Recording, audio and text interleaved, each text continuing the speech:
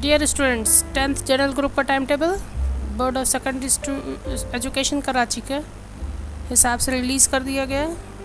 इन्हीं टाइम्स के और शेड्यूल के हिसाब से डेज़ और डेट के हिसाब से एग्ज़ाम होंगे। 17 तारीख से शुरू हो रहे हैं। आइए देखते हैं।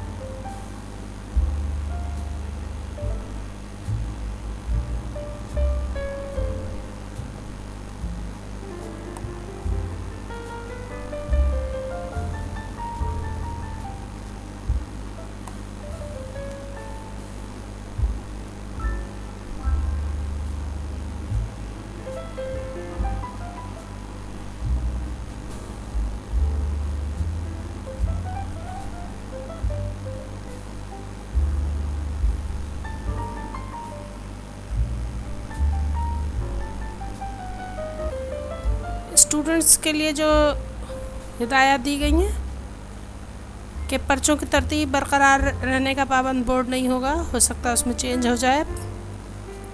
गलत या बेजोड़ मज़ामीन इम्तिहानी फॉर्म की वजह से बोर्ड ज़िम्मेदार नहीं होगा। आपने किस तरह फॉर्म को पुर किया है,